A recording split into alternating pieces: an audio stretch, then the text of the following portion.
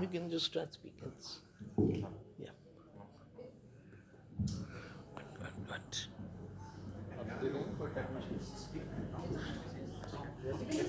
You can ask me. Yeah, please just speak up loud. So my question basically comes from being a rider primarily. So don't have much sense about the business. So I'll just talk about the motorcycle. Um, in the presentation, you mentioned about the Violet AI. So what I wanted to check is how much of does that take away the essence of motorcycling from the rider?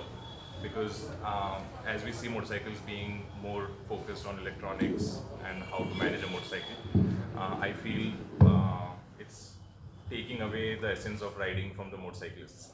So in that sense, how you guys want to manage that we don't lose the essence of motorcycling while riding this, or it will just become another EV and it's not going to be like focused just on the city commute or something like that. How do you like balance that out? Cool. I got a question. Very much internal debates that we have also in the company. Um, Completely agree with you. Cannot take away from the motorcycling experience when the rider is controlling every core system on the vehicle. So Violet AI is a back-end system. It does not intrude in your motorcycling activity at all whatsoever. It is more of a security blanket. For example, there is a feature called Delta Watch. So say you're in a gym and the motorcycle is parked below. Any sort of disturbance, if somebody touches the motorcycle, sits on it, or the motorcycle drops or falls, if someone has stored away your motorcycle, all of these are now documented and you get an alert real time on your mobile app. Think of it like a home security system, right? So you can calibrate the sensors to give you certain alerts, or if it's too intrusive, you can dial it down as well.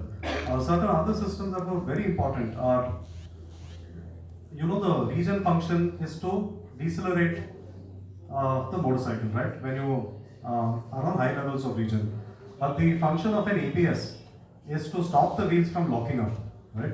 So in braking behavior, you have multiple forms of braking. You have mild braking, active braking, and panic braking. Now, panic braking on a high regen, for example, becomes a complex scenario because you have regen trying to slow down the wheel and you have ABS trying to prevent a wheel lockup.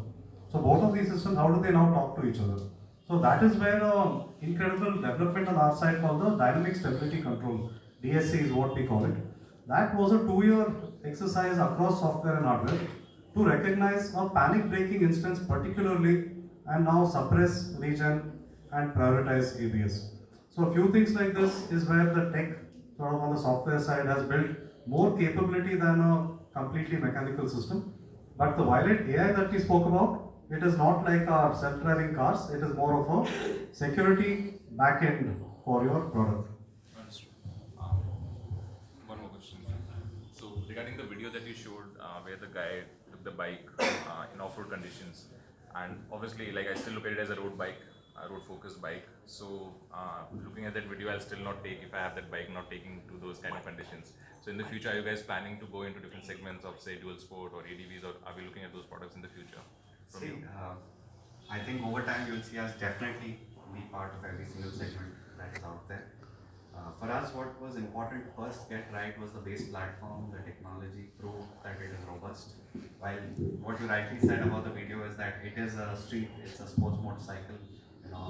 Extreme terrains is not generally what it is applicable for.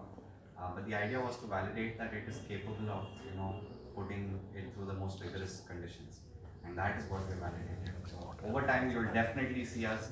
In fact, we did in the first slide we showed a concept X, which also is meant to sort of we'll be making more announcements around that, but definitely the